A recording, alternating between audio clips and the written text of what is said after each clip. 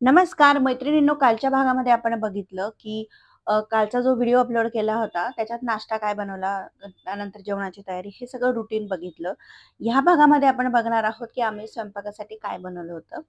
तर आज खरं तर ना भाजी खायचा कंटाळा आला होता. फ्रँकली स्पीकिंग येतो, आपल्याला कंटाळा येतोच. रोज रोज तेच तेच भाजी पोळी खाऊन येतो कंटाळा. मग कधीतरी फॉर अ चेंज म्हणून काहीतरी वेगळं असं छान वाटतं. आणि एकदम असं क्लिक झालं, की चला आज मस्तपैकी गोडदशमी बनवूयात. खूप कधीची खाल्लेली होती आणि छान लागते गोडदशमी. तर म्हणून मग आईने इकडे गूळ किसून घेतलेला आहे. साधारण 1 वाटी होती. जास्त काही करायच्या नव्हत्या कारण मुलांना अ, पोळी द्यायची होती डब्याला, भाजी-पोळी. त्यांच्यासाठी भाजी-पोळी करणार आहोत, फक्त त्यांच्यासाठीच. आणि त्यांना काही गोडदशमी आवडत नाहीत म्हणून मग आमच्यासाठीच करणार आहोत. तर 1 वाटी आणि थोडंसं वरती असेल गूळ. तर तो पाण्यामध्ये अगदी थोडं पाणी घ्यायचं भिजवण्यासाठी, कारण तो गूळ मेल्ट होताना ते पाणी इतकं जास्त होतं, मग आपण खूप पीठ आपल्याला त्यामध्ये टाकावं लागतं आणि मग आपली गोडदशमी गोड राहत नाही. म्हणून मग अगदी सुरुवातीला थोडंसंच पाणी, म्हणजे गूळ भिजला पाहिजे इतकं पाणी घालायचं आहे. हवं तर तुम्ही हे हलकंसं गरम करू शकता, म्हणजे कोमट करू शकतात, म्हणजे मग गूळ पटकन विरघळेल. पण आम्ही असंच बाजूला ठेवलं कारण करण्यासाठी थोडासा वेळ होता म्हणून. आणि तोपर्यंत इथे बटाट्याची भाजी करणार आहे मुलांच्या डब्यासाठी. आज ते म्हटले की बटाट्याची भाजी आम्हाला पाहिजे आहे. म्हणून मग इथे 2च बटाटे, कारण दोघांचे टिफिन आहे. एक छोटा मुलगा आहे आणि एक मुलगी आहे. तर आई इथे विळीने कापत आहे. त्यांना छान बारीक कापता येतं विळीने. तर त्या म्हटल्या, "दे मी कापून देते." म्हटलं, "ठीक आहे." तर इथे एकदम बारीक-बारीक कापत आहे. कारण मुलांना डब्यामध्ये द्यायला जरा सोपं पडतं ते. तर इकडे झटपट मी भाजी बनवून घेते बटाट्याची. त्यासाठी कढई ठेवलेली आहे गॅसवर आणि तेल घातलेलं आहे. स्टीलची कढई जेव्हा तुम्ही वापरतात तेव्हा काय करायचं, कढई गॅसवर ठेवली तर आपण जेव्हा गॅस लावतो तो एकदम कमी करायचा, त्यामध्ये तेल घालायचं आणि मग वाटलं तर तुम्ही गॅस मोठा करा. पण नुसती कढई ठेवलेली आहे स्टीलची आणि गॅस नुसता आपण चालू ठेवलेला आहे. मग अशा वेळेस शक्यता असते की त्या कढईला क्रॅक पडू शकतात स्टीलच्या. म्हणून मग तेल, म्हणजे बॉटमला काहीतरी तिच्या पाहिजे, म्हणजे तेल टाकलेलं पाहिजे. तर इकडे टाकलेलं आहे. तेल तापलंय, मग त्यामध्ये मोहरी, हिंग आणि लसूण बारीक चिरून टाकलेला आहे. आणि एक मगाशी तो म्हणजे मागच्या व्हिडिओमध्ये जो चुरमा बघितला असेल तुम्ही, व्हिडिओ बघितला नसेल तर लिंक खाली देते, नक्की चेक करा. तर अर्धा कांदा उरलेला होता, मग तो या भाजीमध्ये ॲड करणार आहे. खरं तर मला या भाजीमध्ये कांदा घालायचा नव्हता, पण मग तो अर्धा कांदा वेस्ट गेला असता. म्हणून मग यामध्ये घालणार आहे बारीक तो चिरलेला कांदा. बस इतकंच घालणार आहे आणि लाल तिखट, हळद, जे आपले बेसिक मसाले असतात ते घालणार आहे आणि क्विक ही भाजी बनवून तयार होते. यानंतर बनवायच्या आहेत गोड दशम्या आणि मुलांच्या डब्यासाठीच्या पोळ्या. तर एकामागून एक असं आम्ही आज बनवत होतो. एकदा किचनचं काम झालं ना की मग आपण थोडंसं फ्री होतो त्या किचनपासून. आणि कारण बराचसा आपला दिवसभरातला वेळ हा किचनमध्येच असतो. सकाळी उठतो, चहा चहा, त्याच्यानंतर पाणी तापवायचं असेल तर पाणी, त्याच्यासाठी किचनमध्येच, नाश्त्यासाठी, जेवणासाठी, परत संध्याकाळचा चहा, रात्रीचं जेवण, असं सगळं आपण किचनमध्ये बराचसा वेळ आपला जातो. म्हणून मग आमचा प्रयत्न हाच असतो की लवकरात लवकर किचनचं स्वयंपाकाचं काम हे आवरून घ्यायचं. साधारण 10:30 पर्यंत वगैरे. आणि मग बाकीच्या कामांना वेळ देता येतो. आपल्याला काही करायचं असेल त्याला वेळ देता येतो, मुलांना वेळ देता येतो. म्हणून मग आम्ही झटपट बनवतो. तर इथे टाकलेलं आहे हळद आणि लाल तिखट चवीनुसार बस, आणि बटाटे टाकलेले आहेत.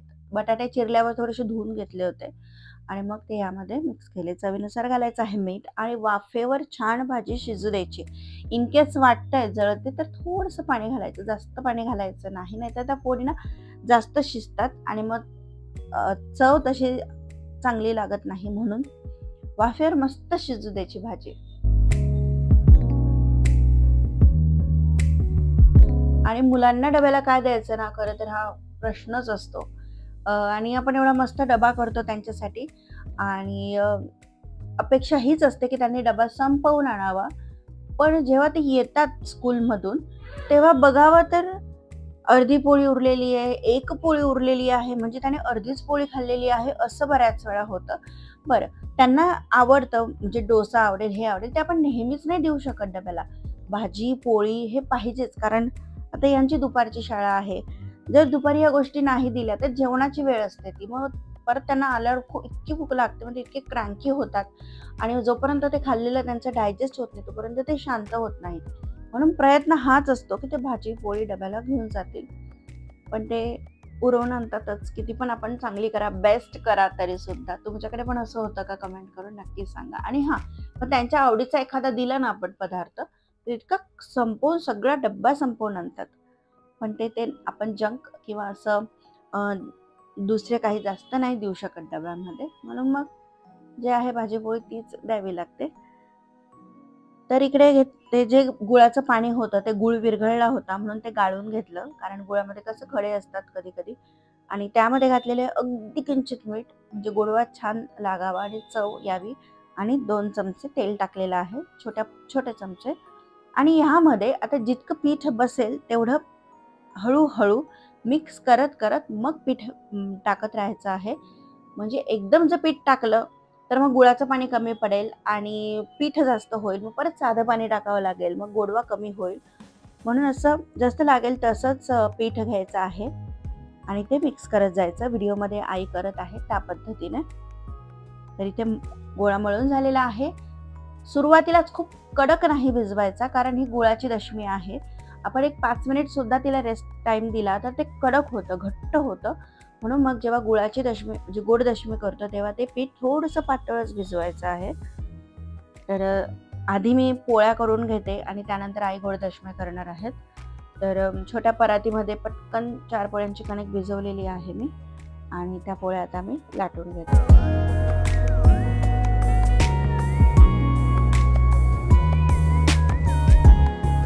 तर ओटा पण बराचसा आवरायचा आहे, तरीसुद्धा जसं सायमल्टेनियसली भांडे येत आहेत, ठेवायचे आहेत सिंकमध्ये, ते सिंकमध्ये ठेवतोय.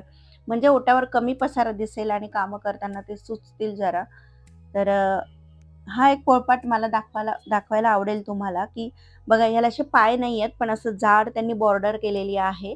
म्हणजे जर पाय लूज होतो आपला, तुटतो, तसे काहीच पॉसिबिलिटी नाही आहे ह्या पोळपाटवर. एकदम छान आहे पोळपाट आणि जड पण खूप आहे. त्यामुळे तो असं लाटताना हलतोय, डुगडुगतोय असं काहीच होत नाही.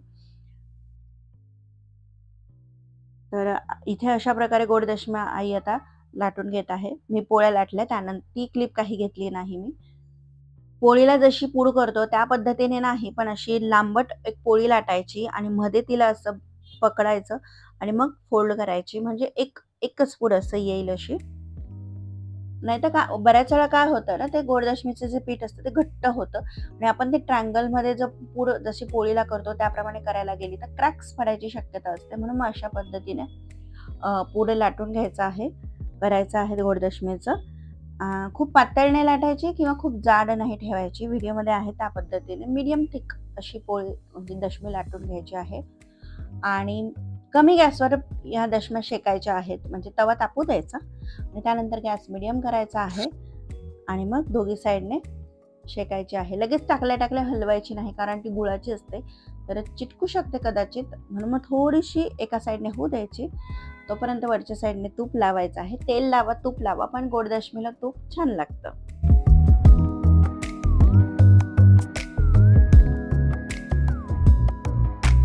आणि ही गुळाची दशमी पटकन जळते, त्यामुळे मग अशी उलटत राहावी लागते ती. आणि अगदी खूप लालसर पण नाही करायची, कारण जेव्हा आपण ती गॅसवरून खाली उतरवतो तेव्हा पण ती गरमच असते आणि ती कुकिंग प्रोसेस आतमध्ये चालूच असते, मग ती अजून कडक होईल. म्हणून मग इतपत कलर येईल गोल्डन, हलकासा गोल्डन, तोपर्यंत आपल्याला ती भाजायची आहे. तर आजच्या जेवणाचा मेनू हाच आहे: गोडदशमी, दूध आणि लोणचं, चटणी वगैरे. गोडदशमी म्हटलं ना की प्रवास आठवतो. मस्तपैकी आई गोडदशम्या करायची, त्यावर अशी चटणी, लोणचं अशी मस्त रोल करायची, ठेवायची घडी करून, आणि ते लोणचं प्रवासात जेव्हा जायचं होतं कसं मुरायचं त्या गोडदशमी, आणि त्याची जी चव आहे, म्हणजे रेल्वेमध्ये जाताना असेल किंवा एखाद्या पार्कमध्ये जर आपले पिकनिक जात असेल किंवा फॅमिली ट्रिप जात असेल तेव्हा आपण खातो, काय चव असते ती मस्तपैकी. वा. तर इकडे बटाट्याची भाजी आणि दशम्या झालेल्या आहेत. तर इथे छोटी वाटीभर घेतलेली आहे मेथी दाणा, कारण आम्हाला करायची आहे मेथीची भाजी. हिवाळा आहे, मेथीची भाजी चांगली असतं खाल्लेलं, म्हणून मी मेथी दाण्याची भाजी करणार आहोत. पुढच्या व्हिडिओमध्ये कळेलच ही कशी करायची आहे. पण ह्या व्हिडिओमध्ये मी तुम्हाला दाखवत आहे की जसं आपण कडधान्य भिजत ठेवतो त्याच पद्धतीने ही भिजत ठेवायची आहे आणि मोड आणायला ठेवायची आहे. तर पुढच्या भागात बघूयातच कसं काय याची भाजी.